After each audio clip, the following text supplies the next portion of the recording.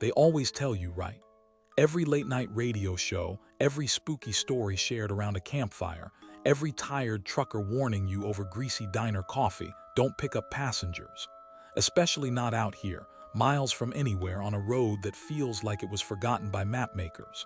Especially not when the fog is so thick it swallows your headlights 10 feet out. So why did I do it? Honestly, I couldn't tell you for sure.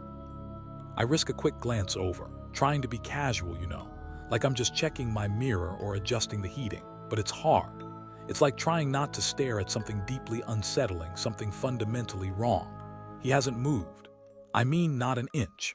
Not a twitch, not a shift in weight, not even the subtle rise and fall of a chest breathing. If it wasn't for the condensation blooming on the window next to him, I'd swear he wasn't breathing at all. Okay, deep breaths. Gotta break this tension. It's eating away at me, making my palms sweat on the wheel, making my heart hammer against my ribs like it wants out. Just say something, anything. Pretty lousy night for a walk, I manage, trying to inject some casual normalcy into my voice. It comes out strained, tight, like I haven't spoken in hours. The words hang there in the heavy air, seemingly absorbed by the upholstery, by the oppressive silence emanating from the figure beside me. Nothing. I turn my attention back to the road, trying to focus. The fog seems thicker now, if that's even possible. The white lines are barely visible, appearing suddenly out of the gray soup and vanishing just as quickly beneath the car. Driving requires intense concentration, which is maybe a blessing, a distraction from the unnerving presence beside me. But my eyes keep drifting to the rearview mirror. Not to check traffic, there hasn't been another car for what feels like hours, but to look at him indirectly. The radio, maybe some music will help. Break the silence, make things feel a bit more normal. I reach over, fumbling slightly with the old buttons on the console, keeping my eyes mostly on the road or what little I can see of it. Static crackles loudly as I hit the power button, making me jump. I twist the dial, searching for a station. More static. A brief snatch of garbled talk radio, then drowned out again. Another burst of static, louder this time, almost painful. Then, silence. How long have we been driving? I check the clock on the dashboard. It reads 1:13 a.m. I remember picking him up around. What, maybe 12:30, 45 minutes, it feels so much longer, like hours have passed in slow motion. I know this stretch of road, or I thought I did. Driven it dozens of times visiting family up north. There's a small town, Clayton, that should be coming up soon. Maybe 15, 20 minutes from where I estimated picking him up. Where exactly did you say you were headed? I ask, my voice barely a whisper this time. It's a stupid question. He never said anything, but I need him to speak. I need to hear a voice, any voice that isn't the one screaming inside my own head right now. I need proof that he's just a guy, a weird guy maybe, but just a guy. The silence stretches. Then so low I almost miss it, a voice rasps from the passenger seat. Just up ahead. My blood runs cold. My hands are shaking now, properly shaking. I grip the steering wheel so hard my knuckles ache. Just up ahead. What does that even mean? There's nothing here, just the road, the fog, the rain, the endless night. Is he delusional, or is he talking about something else? Something not on any map. My mind races, trying to make sense of it, trying to find a rational explanation, but finding only rising panic. I need to get him out of the car. Now. I notice something on his hands. He's resting them loosely in his lap, fingers slightly curled. They've been there the whole time, perfectly still, like everything else about him. But now, under the flickering orange glow of the hazard lights, I instinctively switched on earlier. Why? For visibility, or a subconscious cry for help. I see that his fingernails are wrong. They're too long. Not ridiculously so, but longer than natural for a man. And they're dark. Suddenly, a sign looms out of the fog. Not Clayton. Not a town name I recognize at all. Just a simple wooden sign, weathered and dark, nailed to a crooked post half hidden by grasping weeds at the roadside. The lettering is faded, barely legible in the sweep of the headlights, but I can just make it out. It reads, Dead Man's Curve next right. My blood freezes. Dead Man's Curve. I've driven this highway my whole life, practically. There's no Dead Man's Curve on this route. I don't know why I do it. Maybe it's the sheer certainty in his voice. The absolute lack of doubt that this impossible road is our destination. Maybe it's the fear, pure and simple, overriding my rational thought. Maybe it's a morbid curiosity, a desperate need to see this through, to understand what is happening. Or maybe I just don't feel like I have a choice anymore. My hands, seemingly acting on their own accord, turn the steering wheel. The track seems to go on forever, deeper and deeper into the woods, twisting and turning. It's getting rougher, the car groaning in protest with every jolt. Several times I think we're going to get stuck, the tires spinning uselessly in the mud, but somehow we always lurch forward, pulled deeper into the darkness. Then the trees thin slightly and the track opens into a small, circular clearing. In the center, barely visible through the swirling fog and rain, stands a house, or what's left of one. He stands there for a moment beside the car, partially obscured by the fog and the open door. He doesn't look back at me. He just stares at the ruined house, at that single, impossible light. His shoulders are slumped, and in the dim light filtering from the car's interior and that lone window, he looks diminished, smaller, almost pathetic, but the sense of menace hasn't lessened. If anything, it's changed, become something colder, more ancient. He's gone, swallowed by the darkness of that decaying house. The only sounds are the rain drumming on the car roof, the wind sighing through the trees, and the frantic thumping of my own heart. The yellow light still flickers in the window. Nothing else happens. No sounds from inside the house, no screams, no sudden movements. Just the oppressive stillness of the clearing, the waiting dark. What now? Do I just leave? Drive away and pretend none of this ever happened? Okay, enough. I have to go. Staying here is insane. I put the car in reverse, my hands clammy, my movements jerky. The tires spin in the mud for a heart-stopping moment, then catch. Slowly, carefully, I begin backing out of the clearing, my eyes glued to the rearview mirror, half expecting to see him standing there, or the light in the window to go out or something. But there's nothing. Just the decaying house receding into the fog, that lone light still flickering like a malevolent eye watching me leave. Finally, through the thinning fog ahead, I see it. The blessed sight of wet asphalt. The highway. I almost weep with relief. I steer the car back onto the solid road, the tires humming smoothly now. It feels like surfacing after being submerged underwater for too long. I don't look back towards the dirt track entrance, afraid it might vanish, or worse, that someone might be standing there. I just push my foot down, wanting to put as much distance as possible between me and whatever that place was. Something feels wrong with the car. Not mechanically, not like it's going to break down, it's something subtler. The air still feels off, cold despite the heater running. And that smell, that faint metallic, damp earth smell, it's still here. I thought it was him brought in on his clothes, but he's gone. Why does the smell linger? Is it just in my head now, a phantom scent born of terror? I sniff the air tentatively. No, it's real, faint but real, and it seems to be coming from. We pass a road sign. Finally, civilization. My eyes strain to read it through the fog and rain as we speed past. CLAYTON 15 miles. Relief washes over me, so potent it's almost dizzying. 15 miles, I can do 15 miles, just keep driving, get to the lights, the people, a 24-hour diner, anything. Then I'll deal with whatever that thing is on the seat. Then I'll figure things out. The car eats up the miles. Panic claws its way up my throat, raw and suffocating. I stomp on the accelerator, desperate, flooring it. The engine screams in protest, the car surging forward, tires whining on the wet asphalt. Maybe speed can break it. Maybe I can outrun this loop, this trap. Miles fly by. The speedometer needle climbs higher and higher. Trees become indistinct blurs. The world outside is a smear of gray and black. I don't know how long I sit there, engine idling, mind numb with terror and exhaustion. Minutes, hours. Time has lost all meaning on this road. Eventually, numbly, I reach over to the passenger seat.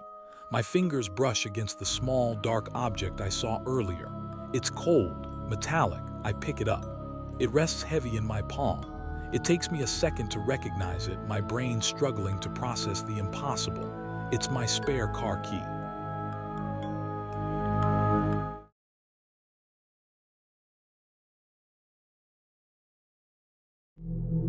You know that feeling? The one where you know you locked the door, you felt the click, saw the deadbolt slide home. I live by that feeling. Double check, triple check sometimes. It's the one thing I control in this chaotic world, the security of my own space. That night it was late, maybe 1 a.m., coming back from a mind-numbing shift. The streetlights hummed, casting long, dancing shadows down the empty sidewalk. I remember fumbling with my keys, the cold metal biting into my fingers. I spun back around, heart hammering against my ribs like it wanted out.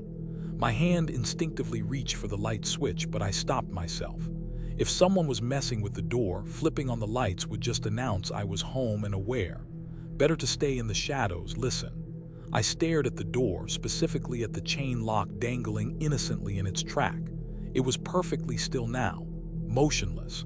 Had I imagined it? Okay, deep breaths. Rationalize, that's what you do, right? You tell yourself it's the house settling, it's the wind you didn't notice, it's your brain short-circuiting from exhaustion. I stood there in the dark hallway for what felt like an eternity, straining my ears. Nothing. Just the low hum of the refrigerator from the kitchen, the occasional groan of the house timbers contracting in the cool night air. Normal sounds, comforting sounds usually, but tonight they felt thin, brittle. Reaching the kitchen felt like crossing some kind of finish line. The faint green glow of the microwave clock, 1:17 a.m., was somehow reassuring. Proof that time was still moving forward, that the world outside this suddenly terrifying house was still operating normally. I went straight to the fridge, needing the mundane act of getting a drink to ground myself. Pulled out the carton of orange juice, the cold plastic slick beneath my fingers. Didn't bother with a glass. I decided against going straight to bed. Too wired, too spooked if I'm being honest. Instead, I drifted into the living room. Didn't turn on the lights there either. Just sank into my usual armchair, the fabric worn smooth over years of use. Usually this chair was my sanctuary, where I'd unwind, watch TV, read. Tonight it felt different, exposed. The big window facing the street felt like a giant eye, even with the blinds mostly closed. I must have zoned out, lost in the swirling thoughts and the oppressive silence, because the next thing I knew, the grandfather clock was chiming. 2 deep, resonant bongs that echoed through the quiet house. 2 a.m. I'd been sitting there in the dark for nearly 45 minutes, just listening, worrying, feeling watched. It was ridiculous. I needed to get a grip. Standing up felt like lifting lead weights. My legs were stiff, pins and needles prickling my feet. Okay, enough. Time for bed. Whatever was going on, it was 99% likely just in my head. Exhaustion does weird things to perception. I needed sleep, badly. I turned away from the door, finally committing to heading upstairs. The staircase loomed at the end of the hall, a dark maw leading to the 2nd floor. I took a deep breath and started climbing, my hand trailing lightly on the banister. The wood felt cold beneath my fingers, unnaturally so. I forced myself to keep climbing, pushing past the unnerving silence of that one step. Reaching the top landing felt like surfacing from underwater. The air felt different up here. Stiller maybe, colder. The hallway stretched out before me, doors leading off to my bedroom, the bathroom, a spare room I barely used. The only light was a small, dim nightlight plugged into the wall socket halfway down the hall, casting a weak, vaguely orange glow that did little to pierce the surrounding gloom. My hand hovered over the bathroom doorknob. Every instinct screamed at me to push it open, to flood the room with light from the hallway switch, to prove to myself that it was empty. Just a dripping faucet and my overactive imagination. But another, deeper instinct held me back. An icy tendril of real fear. What if I opened the door and wasn't met with emptiness? What if that faint breathing sound hadn't been my imagination? Reaching my bedroom door felt like reaching a sanctuary, or at least the illusion of one. My hand closed around the familiar cool metal of the knob. It felt solid, real. I pushed the door open, stepping inside the relative familiarity of my own room. Didn't turn on the overhead light. Just closed the door behind me quietly and clicked the lock. The small snick of the button locking was pitifully inadequate against the unease I felt, but it was something. I didn't bother changing. Just too tired, too drained. Kicked off my sneakers near the door and padded across the carpet towards the bed. The floor felt solid beneath my feet, no unexpected creaks or cold spots in here. Everything felt blessedly normal. I pulled back the duvet, the familiar weight, the slightly cool cotton, and slid underneath, pulling the covers up to my chin. Lying there in the darkness, cocooned in my blankets, the fear began to recede, replaced by an overwhelming wave of exhaustion. I don't know how long I slept. An hour, too. But what woke me wasn't a noise, it was a feeling. A change in the room's atmosphere, subtle but profound, like the difference between an empty room and one with someone standing silently in the corner. My eyes snapped open in the darkness. I didn't move, didn't even breathe, holding absolutely still beneath the covers. The room was exactly as I'd left it, pitch black, silent, shapes defined only by the absence of light. But something felt intensely wrong. Lying there, paralyzed by fear, felt like an eternity. Every tiny shift of my own body under the covers sounded like a thunderclap in the silence. My eyes scanned the impenetrable darkness, desperately trying to make out shapes, movement. Was that shadow by the dresser always that deep? Did the curtain just rustle, or was that my own shuddering breath? The musty smell seemed stronger now, closer. I could almost taste it on the back of my tongue, damp, earthy, vaguely metallic. Where was it coming from? Okay, flight or fight. And buddy, I am not a fighter, especially not against. Whatever this was, staying in bed felt like being a sitting duck. I needed to move, needed to get out. The bedroom door felt miles away across an ocean of terrifying darkness. Slowly, agonizingly slowly, I started to slide my legs out from under the duvet. The slight rustle of the fabric sounded deafening. I paused after every tiny movement, listening, waiting. Nothing. I took one step towards the door, then another. Each footfall felt like it was landing on eggshells. The silence stretched taut as a piano wire halfway across the room. My eyes were locked on the doorknob, a faint gleam in the darkness, just a few more feet. My hand reached out, trembling slightly, almost there. And then, creak, not from under my feet, from behind me, near the window. A long, slow, deliberate creak of floorboards settling under weight. Someone had shifted, moved. My fingers brushed the cold metal of the doorknob. Yes. I gripped it, twisted, the mechanism felt stiff, reluctant, and yanked the door open, stumbling backward into the hallway. The dim orange glow of the nightlight seemed blinding after the pitch blackness of the bedroom. I didn't look back into the room, didn't stop to close the door, just turned and ran. Down the hallway, past the silent bathroom door, the dripping had stopped, I noted numbly, towards the stairs. I backed away from the stairs, bumping into the coat rack, sending coats slithering to the floor. Didn't care. Kept moving backwards into the living room, my eyes still fixed on the top of the stairs. Where could I go? Out the front door, but what if it was faster? What if it was waiting just beyond the reach of the light? Out the back door, through the kitchen, that felt equally exposed. Hide, where? The basement? No way, absolutely not. Under the stairs, too obvious. My mind raced, frantic and scattered. I needed a weapon, something, anything. My eyes scanned the dimly lit living room. The fireplace poker, too heavy, too awkward, a lamp, maybe. I eased away from the wall, creeping towards a tall floor lamp near the armchair. My hand closed around its thin metal stem. It felt flimsy, inadequate, but better than nothing. I hefted it slightly. Maybe I could swing it, break the bulb, create a distraction. It wasn't much of a plan. My breath caught in my throat, a strangled gasp. It was there, right there, just standing, watching me in the reflection. I didn't want to turn around. Oh God, I didn't want to turn around. Seeing it in the reflection was bad enough, a blurry, indistinct horror, seeing it directly. I wasn't sure I could handle that, but I had to. I had to know. Slowly, heart pounding against my ribs so hard it hurt, I started to turn my head. I stared, mesmerized, at the impossible image on the phone screen. The empty hallway behind me, yet the figure standing right there in the reflection. Closer, smiling that awful, shadowed smile. My mind struggled to process it, to find a logical explanation. There wasn't one. This wasn't logical. This wasn't real, except it felt real. The cold dread spreading through my veins was real. The musty smell, suddenly stronger again, was real.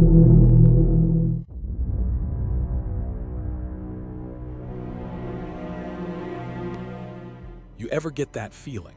Late at night, driving empty highway, and your gas light flicks on like a tiny, orange judge sentencing you to, well, to whatever's out there in the dark. That was me maybe 3 years ago. Middle of nowhere, Nevada desert, pitch black except for the slice my headlights cut. My phone had 0 bars naturally.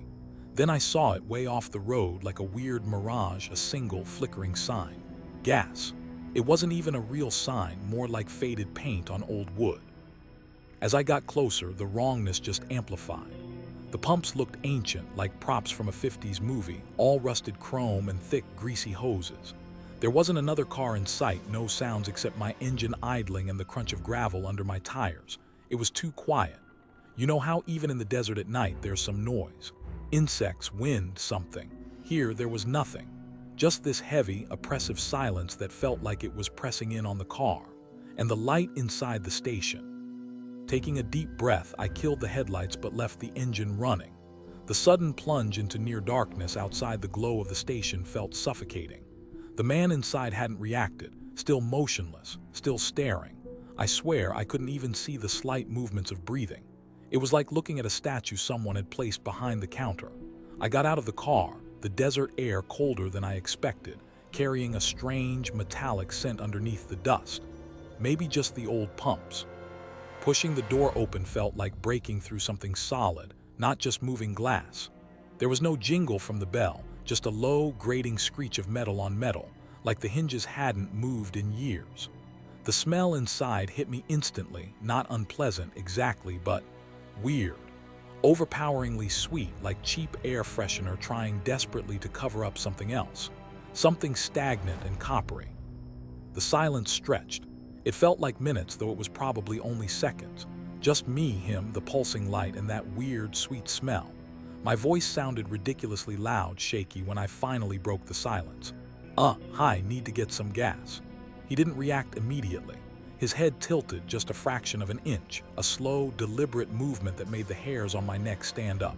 It wasn't a normal gesture, it was mechanical, like a machine processing a new input. "Right, yeah, payment, of course." I fumbled for my wallet, pulling out my credit card. The plastic felt flimsy, useless, like trying to ward off a ghost with a library card.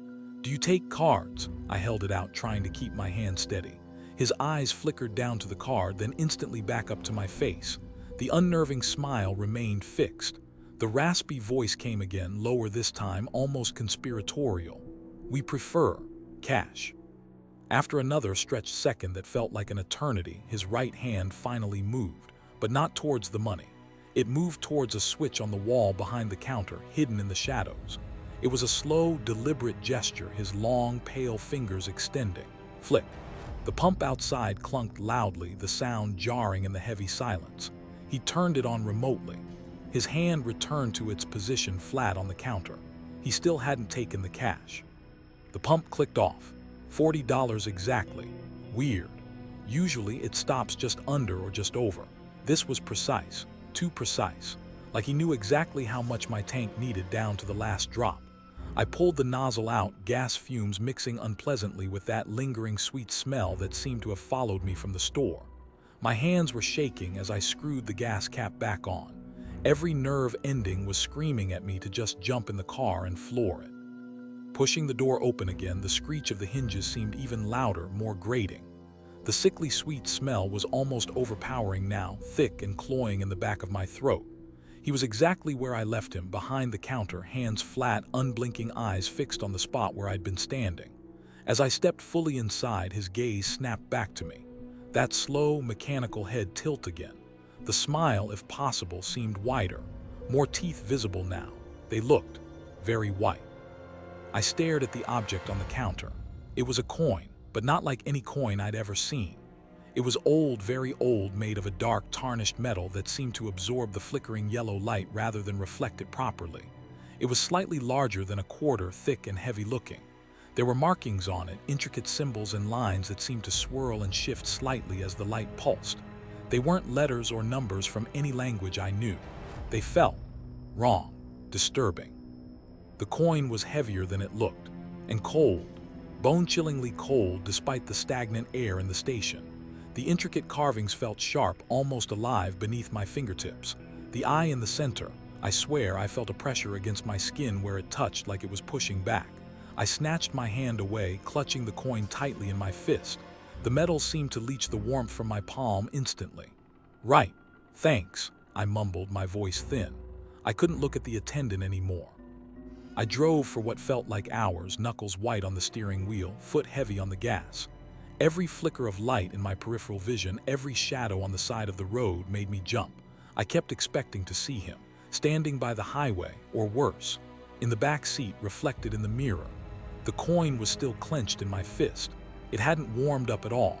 It felt like a lump of ice, radiating a strange numbness up my arm. Back home, days later, the encounter started to feel unreal, like a bad dream brought on by exhaustion and the empty highway, except for the coin.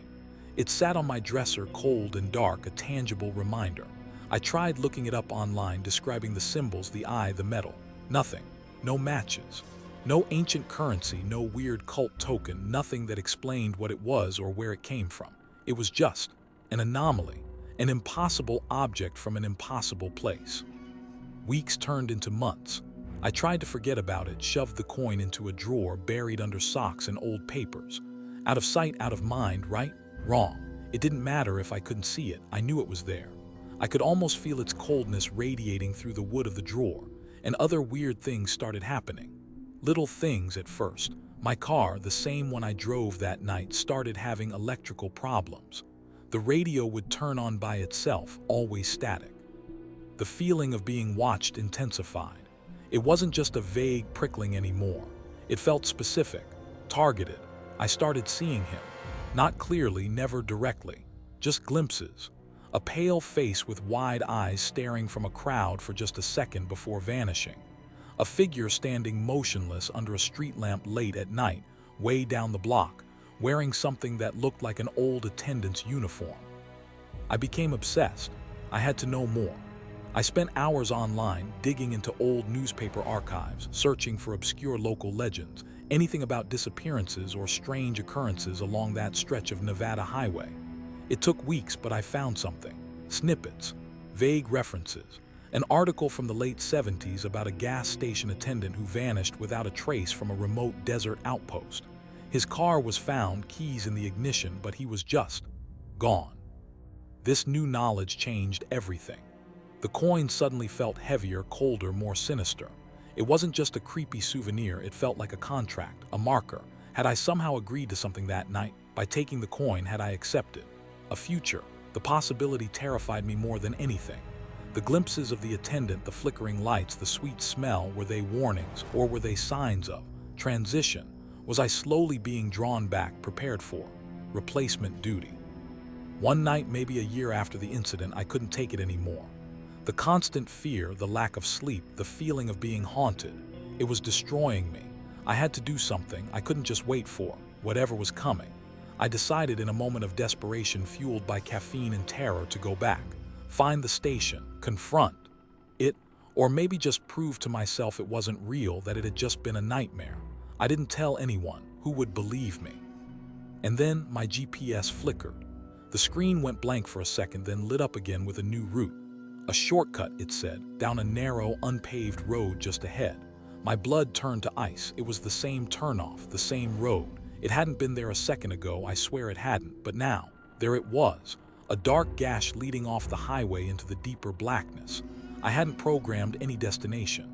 The GPS had done it on its own, like it knew where I was going. I pulled up to the pumps, engine idling. The silence was absolute this time. No wind, no insects, nothing but the thrum of my own engine and the low buzz from the pulsing light inside. I looked at the window. He was there, standing behind the counter, perfectly still, unblinking, waiting. That same faint, predatory smile touched his lips as my car came to a stop. He knew I'd be back. He'd been waiting. Had Arthur Penrye waited like this? Had the guy whose uncle went missing seen this same smile?